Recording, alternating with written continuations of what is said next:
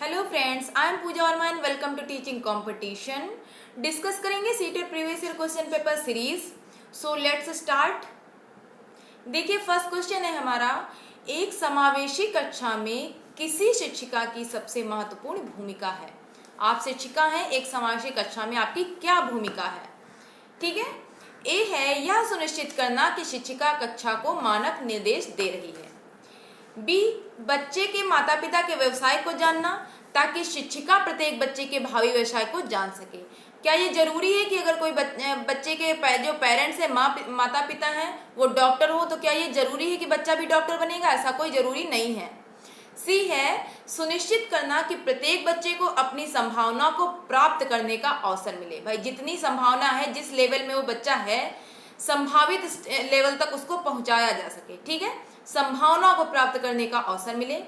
D, कक्षा के लिए ऐसी योजना बनाना कि प्रत्येक बच्चा समान गति से आगे बढ़े। देखिए, कुछ बच्चे फास्ट लर्नर होते हैं, कुछ बच्चे स्लो लर्नर होते हैं, तो हम ऐसा कुछ नहीं कर सकते हैं। ठीक है, जो हमारा सी ऑप्शन है, सुनिश्चित करना प्रत्येक बच्चे को अपनी संभावना को प्राप्त करने का अवसर मिले। मतलब जितना ज्यादा से ज्यादा वो सीख सकते हैं, जो उनका संभावित स्तर है, जो उनका लेवल है, हाई लेवल, जिस हाई लेवल तक वो सीख सकते हैं, उस हाई लेवल तक हमें सिखाना है बच्चों को।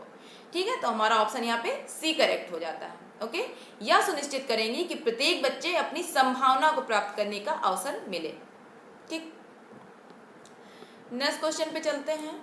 देखिए, अपनी कक्षा के बच्चों को उनकी अपनी अवधारणाओं को बदलने में आप किस प्रकार सहायता करेंगे? उनकी जो भी अवधारणाएं हैं, उनको आप चेंज करना चाहते हैं, तो आप किस प्रकार से उनकी हेल्प करेंगे? ए ऑप्शन कह रहा है बच्चों को सूचनाएं लिखाकर उन्हें याद करने को कहेंगे। हमें रटने पे जोर नहीं देना है, याद करने पे जोर नहीं देना है। ठीक है, हम दंड नहीं दे सकते बच्चों को। बच्चा कोई गलती कर रहा है, उस पर हम पनिश नहीं कर सकते हैं बच्चों को। ठीक, बी है यदि बच्चों की अवधारणाएं गलत हो तो उन्हें दंड देकर। हम दंड नहीं देंगे बच्चों को। सी, तथ्यात्मक जानकारी देकर।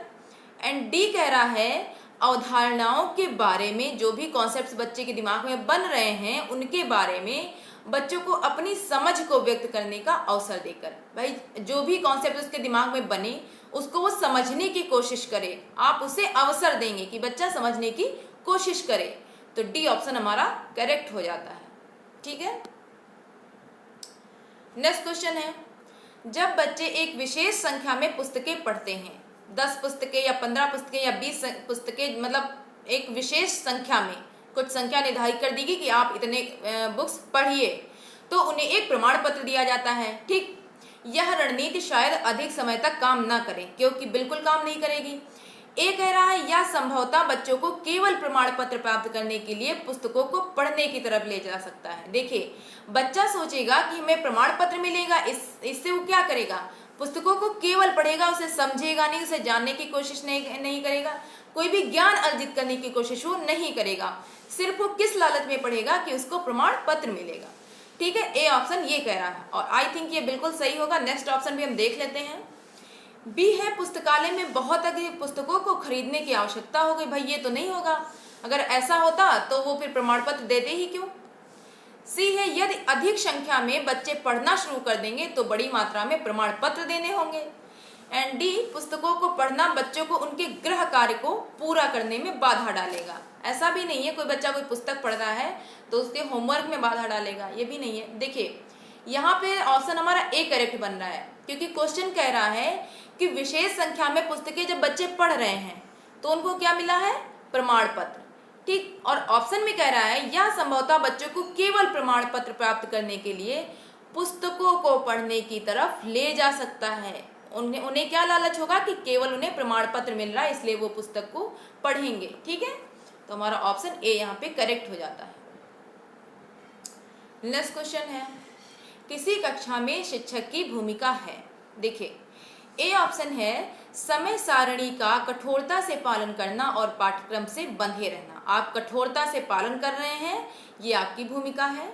या फिर सीखने की विश्वसनीयता स्थितियां जुटाना और शिक्षार्थियों को स्वतंत्र चिंतन की सुविधा देना। बिल्कुल, बच्चों को स्वतंत्र चिंतन की हमें सुविधा देनी है।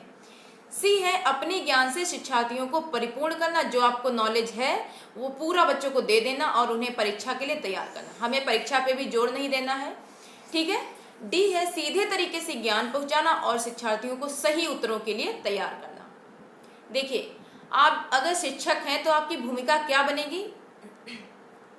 विश्वसनीय स्थितियां जुटाना, जो भी सिचुएशंस है, ठीक है, सिचुएशंस क्रिएट करना बच्चों के सामने ताकि वो ज़्यादा से ज़्यादा सीखें, ठीक। और शिक्षार्थियों को स्वतंत्र चिंतन, उनको फ्रीली सोचने दीजिए आप क्लास में, ठीक है, उसकी आप सुविधा दीजिए, वो अपने जो विचार है उनको आपके सामने रख सकें सोच के, ठीक है। तो ये फ्रीडम बच्चों को मिलना जरूरी है एक क्लास में। तो हमारा ऑप्शन यहाँ पे बी करेक्ट हो जाता है। नेक्स्ट क्वेश्चन है, बहुविकल्पी प्रश्न बच्चों की डैश की योग्यता का आकलन करते हैं। देखिए, 4 ऑप्शन दिए हैं, इसमें किसकी योग्यता का आकलन करते हैं? जो हमारे ऑब्जेक्टिव क्वेश्चंस होते हैं, ठीक है। सही उत्तर का निर्माण करने में आप उसमें सही उत्तर का निर्माण करते हैं, मतलब कुछ लिखते हैं, या फिर सही उत्तर की व्याख्या करने में, क्या बहुविकल्पीय प्रश्नों में आप व्याख्या करते हैं क्वेश्चंस का, मतलब उसके उत्तर का, या फिर सही उत्तर की पहचान करते हैं? बहुविकल्पी में क्या दिया होता है, कुछ ऑप्शंस आपके सामने रखे होते हैं, उसमें से आपको एक ऑप्शन में टिक करना रहता है, ठीक है। डी है सही उत्तर का प्रत्यास्मरण करने में, मतलब आप उसको याद कर रहे हैं सही उत्तर, कौन सा सही उत्तर होगा इसमें। तो इसमें हमें क्या करना है, सही उत्तर की पहचान करते हैं हम, जो भी हमारे ऑब्जेक्टिव क्वेश्चन होते हैं, ठीक है। बहुविकल्पीय प्रश्न जो भी होते हैं उसमें से जैसे ए बी सी डी दिया होता है, तो हम क्या करते हैं, जो भी चारों में से सही होगा हम उस पर केवल टिक करते हैं। जैसे ये हमारा क्वेश्चन है, इसमें हमने टिक कर दिया, ठीक है। तो ये हमारा बहुविकल्पीय प्रश्न हो गया है। क्या करेगा, सही उत्तर की पहचान करते हैं हम इसमें। ओके, नेक्स्ट क्वेश्चन पे चलते हैं। निम्नलिखित में से कौन सा कथन बच्चों की त्रुटियों के संबंध में सबसे उपयुक्त है? देखिए, सबसे पहले तो ये जान लेना बहुत जरूरी है कि बच्चा अगर त्रुटियां कर रहा है, ठीक है, तो हम उसको निगेटिव वे में नहीं लेंगे। अच्छी चीज है, बच्चा त्रुटियां कर रहा है, उससे बच्चा कुछ सीखेगा, बच्चा कुछ सीखने की कोशिश कर रहा है, तभी तो उसने त्रुटियां की। उसमें गलती नहीं है, आपके मेथड में, आपके स्ट्रेटजी में, आपके पढ़ाने में गलती हो सकती है अगर बच्चा त्रुटि कर रहा है तो, ठीक है। इसे हमें अपने दिमाग में रखना है। फिर हम पढ़ते हैं अपने ऑप्शंस।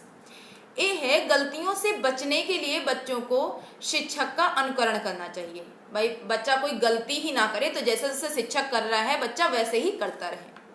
बी, बच्चों की गलतियों को गंभीरता से लिया जाना चाहिए और उन्हें कठोर दंड दिया जाना चाहिए ताकि वे गलतियां ना दोहराएं। ऐसा हमें बिल्कुल नहीं करना। अभी मैंने बताया कि बच्चा गलतियां करता है तो उसे हमें निगेटिव वे में नहीं लेना है, ठीक है।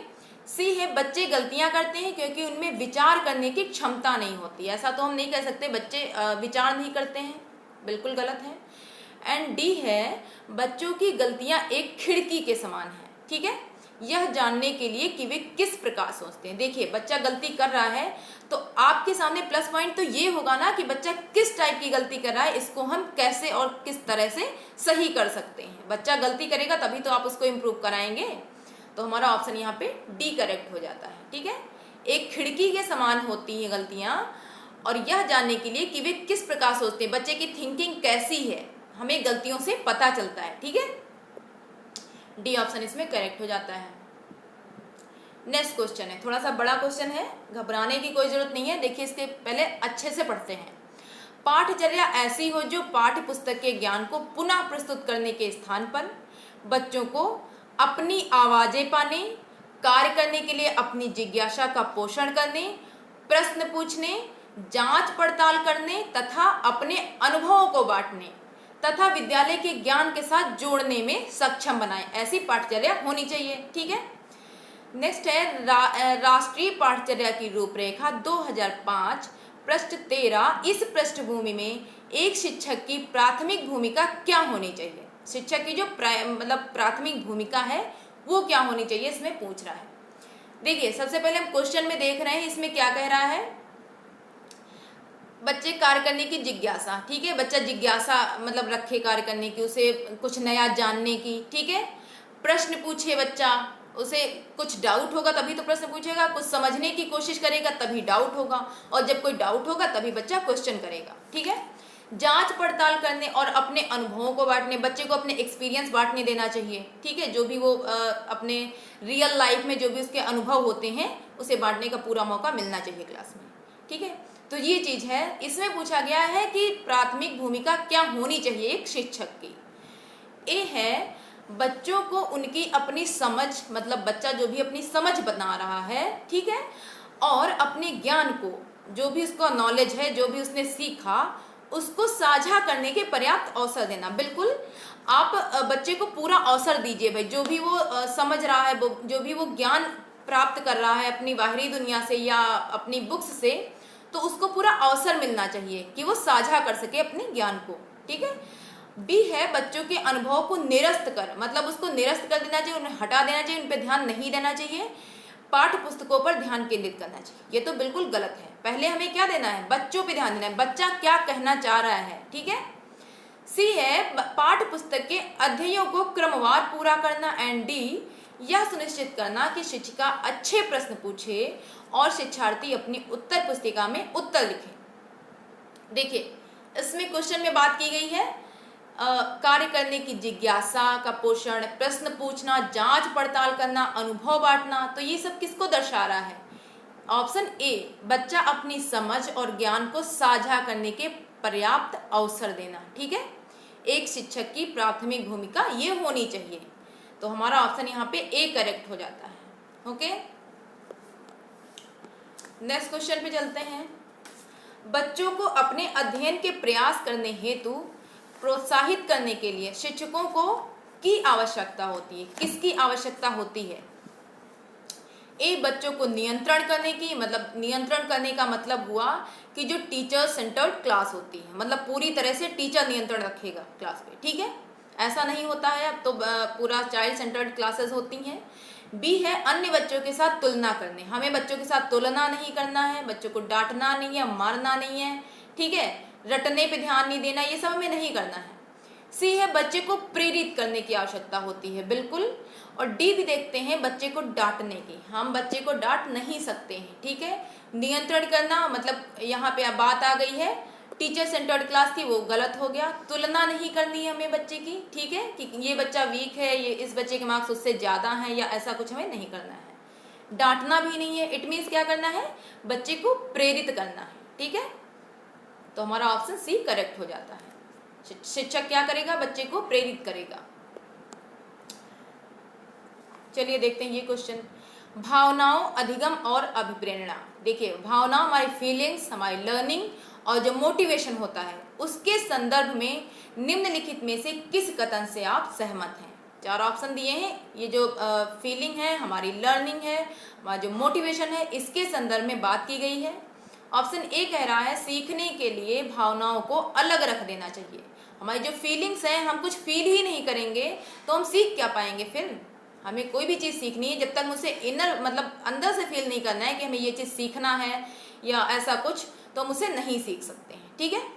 बी है प्रेरणा और सीखने के साथ भावनाएं घनिष्ठ रूप से जुड़ी हुई होती हैं, ठीक, बिल्कुल सही है। सी, सीखने के लिए अभिप्रेरित करने भावनाओं की कोई भूमिका नहीं होती है, मतलब सीखने के लिए जो अभिप्रेरित करने की भावनाओं की कोई भूमिका ही नहीं होती है। सी ऑप्शन ये कह रहा है, बट ऐसा नहीं है, हमारी फीलिंग्स की बहुत बड़ी भूमिका होती है, ठीक है। डी, कुछ नया सीखना इस पर निर्भर करता है कि उसमें हम कितने निपुण हैं। ऐसा भी कुछ नहीं है, अगर हम निपुण नहीं भी हैं तब भी हम नई चीज़ें सीख सकते हैं। जब सीखेंगे तब आगे चल के निपुण हो जाएंगे, ठीक। देखिए कुछ बच्चे क्या करते हैं, जैसे कि मैं इसलिए पढ़ रहा हूँ ताकि मुझे अपने माँ बाप का नाम रोशन करना है, इस टाइप के आपने एग्जाम्पल्स देखे होंगे। तो वो क्या होते हैं, वो हमारी भावनाओं से, हमारी फीलिंग से जुड़े होते हैं, ठीक है। तो क्या हो जाएगा हमारा ऑप्शन, प्रेरणा और सीखने के साथ क्या जुड़ा होता है, भावनाएं घनिष्ठ रूप से जुड़ी होती हैं, ठीक है। हमारी जो फीलिंग्स हैं वो हमारी लर्निंग से पूरी तरह से कनेक्टेड रहती हैं। तो हमारा ऑप्शन यहाँ पे बी करेक्ट हो जाएगा। ओके, तो सेशन करते हैं यहीं पे एंड, मिलते हैं नेक्स्ट वीडियो में, तब तक के लिए बाय बाय। वीडियो पसंद आई हो तो लाइक, शेयर एंड सब्सक्राइब जरूर करिएगा।